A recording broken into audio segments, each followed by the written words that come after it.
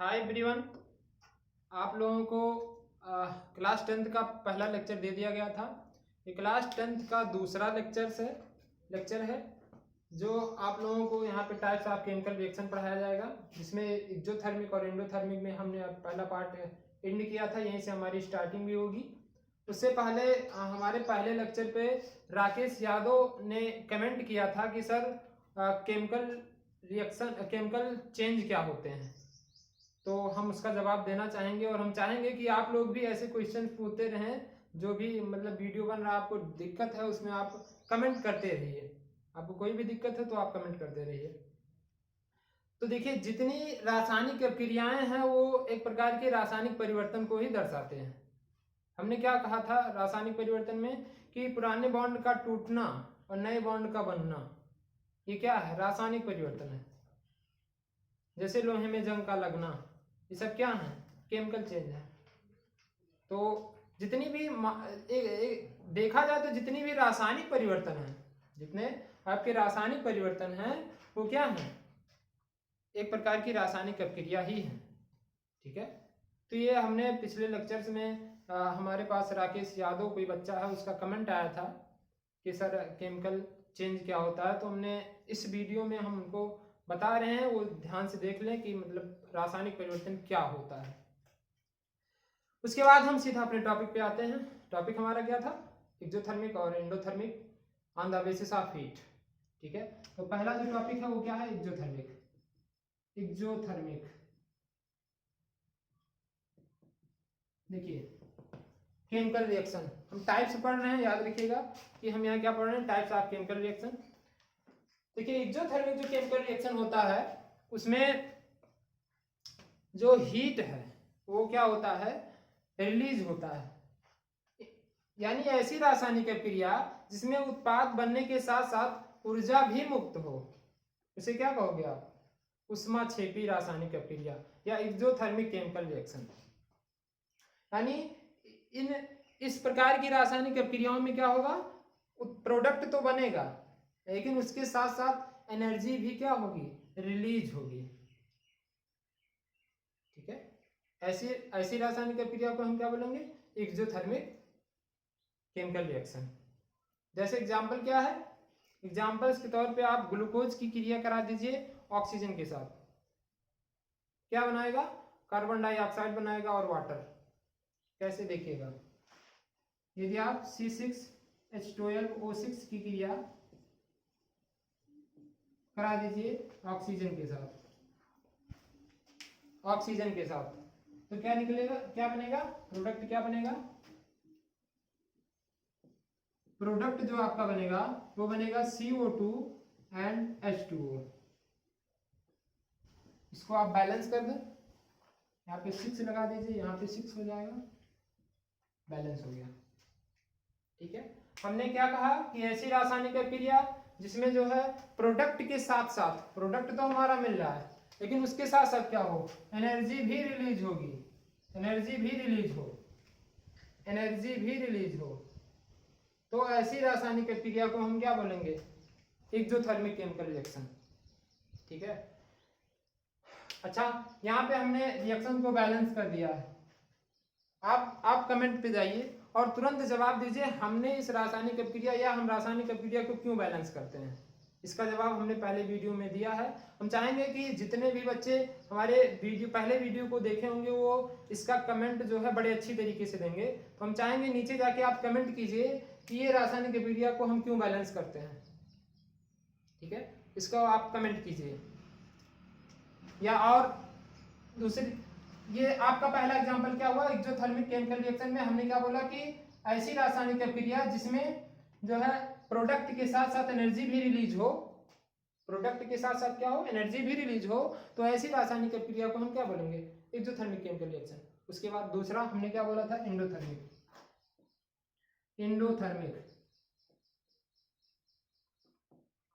Chemical reaction. इसमें क्या होता है?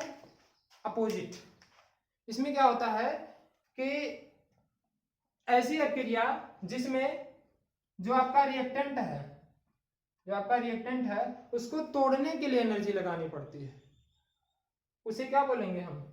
ऐसी अपक्रिया को क्या बोलेंगे? एंडोथर्मिक केमिकल रिएक्शन या उष्मा शोषी, उष्मा हीट शोषी एब्जॉर्ब, यानी ऐसी रासायनिक अपक्रिया जिसमें हीट एब्जॉर्ब हो। ठीक है, ऐसी रासायनिक अपक्रिया जिसमें हीट क्या हो? एब्जॉर्ब हो, उसको क्या बोलोगे आप? Endothermic chemical reaction. इसमें क्या हो रहा था? हीट जो है, एनर्जी जो है वो क्या हो रही थी? रिलीज हो रही थी। इसमें क्या है कि रिएक्टेंट को तोड़ने के लिए हमें क्या होगा? एनर्जी लगानी पड़ेगी। यानी ऐसी रासायनिक अपक्रिया जिसमें हम जो है रिएक्टेंट को तोड़ने के लिए एनर्जी लगाते हैं, हीट लगाते हैं, इसे क्या कहेंगे आप? Endothermic chemical reaction. जैसे एग्जांपल के तौर पे क्या है, इसके साथ आप इसको हीट देना पड़ेगा। हीट देने के बाद ये टूटेगा CaO and CO2, calcium oxide and carbon dioxide. ठीक है, इस तरह से ये दो हुए केमिकल रिएक्शन के टाइप्स। ये भी हैं यूपी बोर्ड में 100% लगभग पूछा जाता है, या एक्सरसाइज में भी आपको इससे कुछ क्वेश्चन मिल जाएंगे जिसको आपको सॉल्व करने में आसानी होगी। ठीक है, तो ये टाइप्स, ये दो टाइप्स हो गए इसके केमिकल रिएक्शंस के। हमने क्या बोला? एक्सोथर्मिक, जिसमें जो है रिएक्ट जो प्रोडक्ट है उसके बनने के साथ साथ एनर्जी भी क्या हो? रिलीज हो, उसमें क्या होगा? एक्सोथर्मिक होगा। एंडोथर्मिक में रिएक्टेंट को तोड़ने के लिए हमें क्या लगानी पड़ती है? एनर्जी लगानी पड़ती है, जो है हीट देना पड़ता है। तो ऐसी रासायनिक अपक्रिया को क्या बोलेंगे हम? Endothermic chemical reaction. ये दो टाइप्स हो गए। इसके बाद आई होप आप समझ गए होंगे। नोट्स आप बनाते रहिएगा, कोई भी दिक्कत हो नीचे जाके आप कमेंट कीजिए, आपके आंसर्स दिए जाएंगे। इसके बाद अगला जो टाइप्स है आपका वो है कॉम्बिनेशन, संयोजन। संयोजन अपक्रिया, संयोजन अपक्रिया, इसमें क्या होगा? देखिए, संयोजन अपक्रिया में क्या होगा कि जो दो या दो से अधिक रिएक्टेंट, मान लीजिए ये है A एंड B, ये दो आपके क्या हैं? रिएक्टेंट हैं।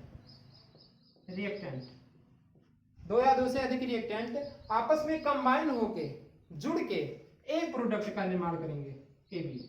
ये क्या हुआ? प्रोडक्ट।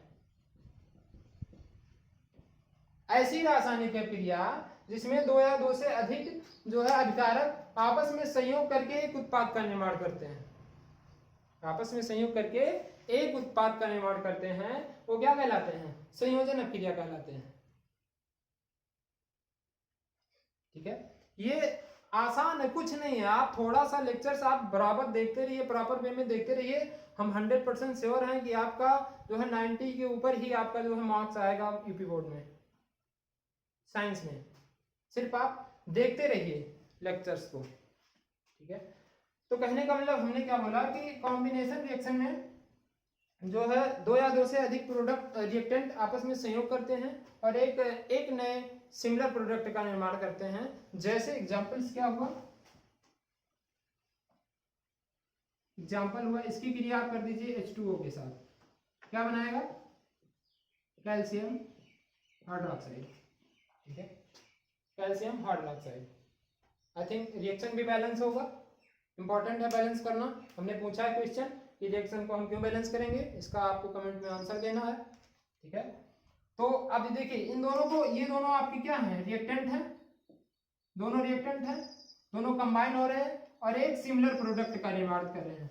ठीक है, तो ऐसी रासायनिक अपक्रिया जिसमें दो या दो से अधिक अपकारक आपस में संयोग करके एक नए प्रोडक्ट का निर्माण करते हैं, सिमिलर प्रोडक्ट का निर्माण करते हैं, उसे हम क्या बोलेंगे? Combination reaction. ठीक, ये हो गया। इसके बाद जो अगली हेडिंग है, देखिए कई टाइप्स तो बहुत हैं रासायनिक अपक्रियाओं के, लेकिन हम आपके यूपी बोर्ड के हिसाब से आपको पढ़ाएंगे ताकि आपके सिलेबस में ये मैच करे। ऐसा नहीं है कि हम आपको बहुत चीज़ें बता दें आप समझ ही ना पाए, तो हमारे पढ़ाने का कोई मतलब नहीं होगा। आपके जो NCERT पैटर्न है उसके अनुसार आपको यहाँ पे पढ़ाया जाएगा। तो अगला जो आपका है वो है डिस्प्लेसमेंट रिएक्शन। डिस्प्लेसमेंट रिएक्शन,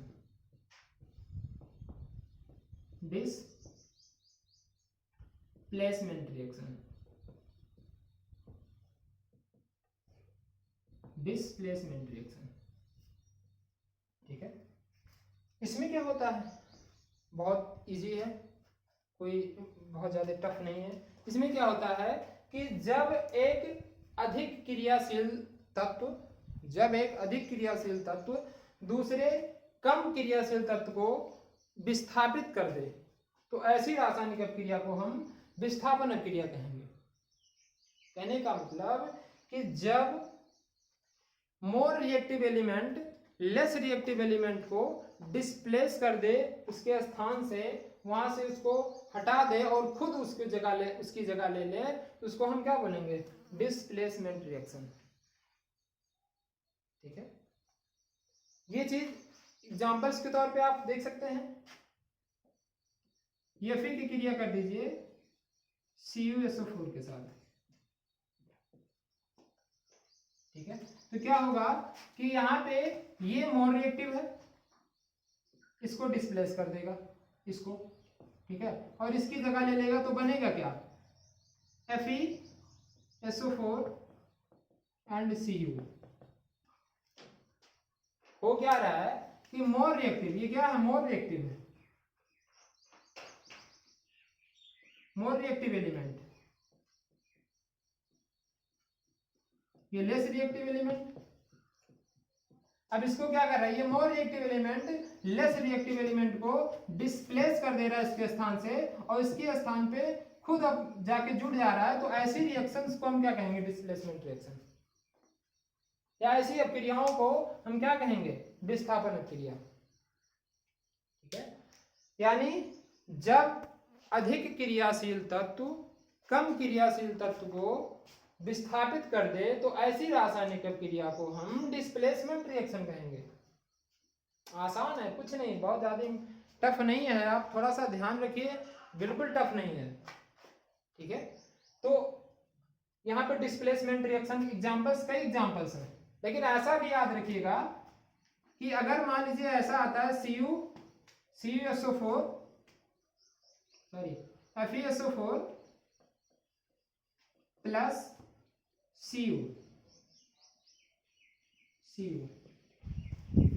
तो ये नहीं हो सकता, ये इसको डिस्प्लेस नहीं कर पाएगा। अच्छा, सबसे इंपॉर्टेंट क्वेश्चन आपके जो दिमाग में जा रहा होगा ये है कि हम कैसे जाने कि कौन सा जो एलिमेंट है वो रिएक्टिव है, अधिक रिएक्टिव है, और कौन सा जो एलिमेंट्स है वो लेस रिएक्टिव है। बिग क्वेश्चन, आपके माइंड में ये जाना चाहिए। ये आप ये इस बात को सोचिए कि हम कैसे जाने, हमें कैसे पता चला कि जो कॉपर है ये जो है इससे लेस रिएक्टिव है, और ये जो आयरन है ये मोर रिएक्टिव है। इसका आंसर हमें कहाँ पे मिलेगा, इसका आंसर हमें मिलेगा इलेक्ट्रोकेमिकल सीरीज में, इलेक्ट्रोकेमिकल सीरीज में,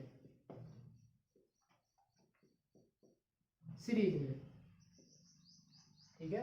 इसके लिए एक श्रेणी आती है जिसमें जो है दर्शाया जाता है कि कौन जो एलिमेंट है वो ज्यादा रिएक्टिव है और कौन से एलिमेंट जो है कम रिएक्टिव है।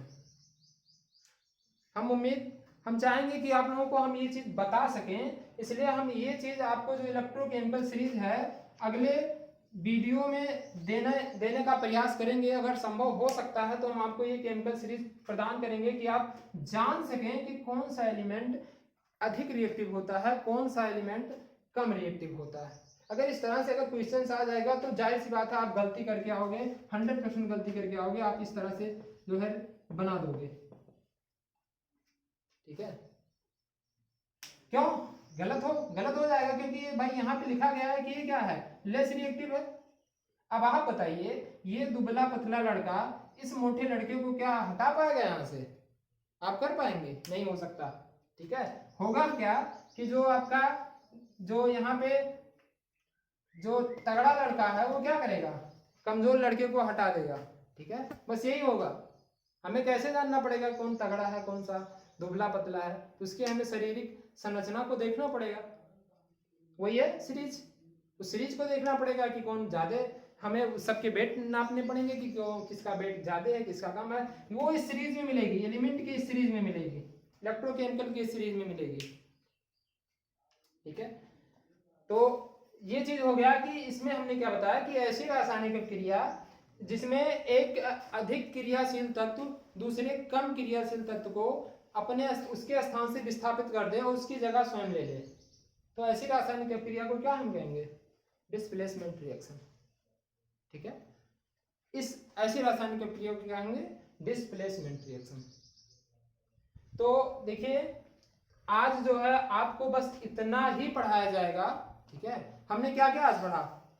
एक्सोथर्मिक, एंडोथर्मिक, ठीक है, 2 केमिकल रिएक्शन हो गए, डिस्प्लेसमेंट आपने पढ़ा, कॉम्बिनेशन आपने पढ़ा, 4 जो है आपने केमिकल रिएक्शन पढ़ लिए। अब जो अगले वीडियो, अब बाकी जो आपके रिएक्शंस बच रहे हैं जैसे डिकम्पोजिशन है, डबल डिस्प्लेसमेंट है, काफी रिएक्शंस हैं जो बच रहे हैं जो आपके एनसीईआरटी में भी हैं। तो हमारे पास समय थोड़ा कम है, इसलिए हम आपको ये नेक्स्ट वीडियो में देंगे। कुछ ज्यादा चीजें आपको हम प्रोवाइड करने का प्रयास करेंगे, और बाकी चीजें आप देख रहे हैं कि हमारे चैनल्स पे तो व्यूज आ रहे हैं लेकिन सब्सक्राइबर नहीं आ रहे हैं। ठीक है, जब आप वीडियो को देख रहे हैं तो आप अगर आपके समझ में आ रही है तो आप उस चैनल को सब्सक्राइब भी कीजिए, ताकि जितने भी वीडियो हैं बिना किसी रुकावट के आपके पास पहुंचे, सीधा जैसे ही मैं अपलोड करूं आपके पास पहुंच जाए। ठीक है, तो आज के लिए बस इतना ही, मिलते हैं नेक्स्ट वीडियो में और टाइप्स ऑफ केमिकल रिएक्शन के साथ। धन्यवाद। पेमेंट का 16:43 यार इतना बहुत है, जिंदगी पार 16 मिनट का कम है। ठीक है, ठीक पढ़ा है।